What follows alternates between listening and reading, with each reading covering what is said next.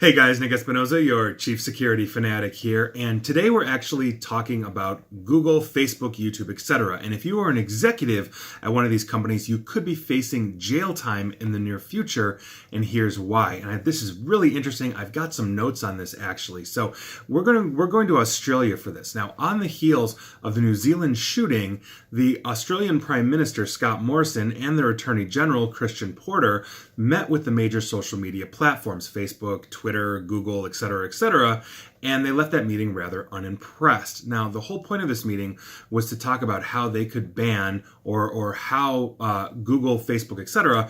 could ban violent content, terrorist attacks, murders, rapes, etc., leaving that unimpressed.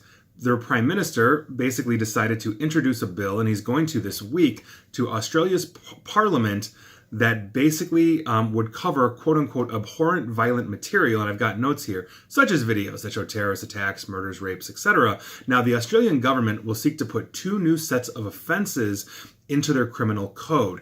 It's going to be a criminal offense for any social media platform to not remove abhorrent material quickly, basically abhorrent violent material quickly. Now, the speed of this removal is going to be determined by the jury. Now, if they are found guilty of this fully, they can face, executives of these organizations or platforms could face up to 3 years in Australian jail. The company can also be fined 10% of their global annual revenue. So I find this absolutely interesting because if we're looking at this holistically, these companies, and I agree that abhorrent violent material like terrorist attacks and rapes and all that stuff should not be there, this is going to be very interesting to see how they deal with this, because when they are looking at the global landscape for who they have to deal with in terms of governments and organizations, they have to navigate some pretty steep minefields or some pretty choppy water here. So if we're looking at it, the GDPR in the European Union basically turned privacy up to 11. I'm a big fan of that, but the maximum fine for basic wanton disregard of privacy is up to 4% of the entire revenue for that company and organization. Now, Australia is tacking on 10% to this, and not to mention what California is doing with their own GDPR and fines. The United States has a Federal Trade Commission and other groups and watchdogs and all of this that can level fines against them. Not to mention other governments around the world simply putting restrictions, banning, fines, etc. on them. This makes it actually very difficult, I think, in some ways, to navigate these waters. What this also may mean is that while I'm all for increasing privacy, I'm all for making sure that, extremely violent content is not disseminated, especially to those who might copycat it. We may fundamentally see these platforms change how we use. Now, that may be good for turning up privacy, for advanced algorithms and all that kind of stuff. But if they have to navigate these waters like this may be very difficult for them to turn on a dime.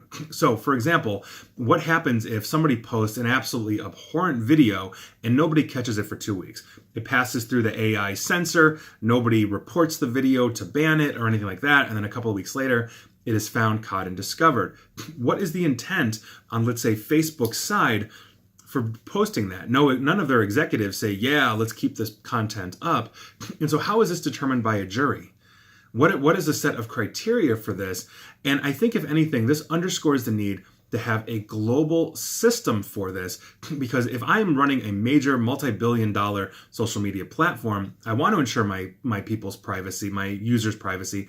I want to ensure that the content is safe and not abhorrently violent, or I'm disseminating, awful information, all this kind of stuff. But I also can't pivot on a dime. I'm a massive company with 100,000 plus employees, and it's very difficult. And with all the data that's coming in and all the millions or billions of people that are streaming on a regular basis, things are going to slip through that censor. That's just the reality of it. So here we are. I think what ends up happening with this overall is the world basically has to come together and say, okay, we're going to set a minimum base standard for privacy. We're going to set a minimum base standard for things like sharing abhorrent content. And now all the platforms basically have to adhere to that. The biggest challenge is going to be what is deciding what is or is not considered private, what is or is not considered abhorrent violent material. everybody's got an opinion on this. We're definitely not all of one mind. And so this is the world that we are facing right now.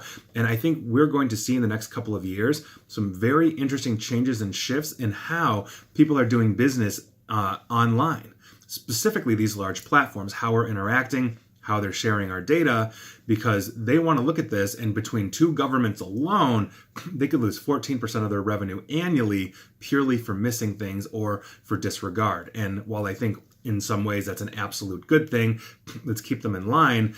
At some point it's going to get ridiculous, and I just don't know where that line is. You tell me. But that is your news of the day. And please like, share, follow me here on Facebook and Twitter at NickAESP. And as always, stay safe and stay online. Thanks, guys.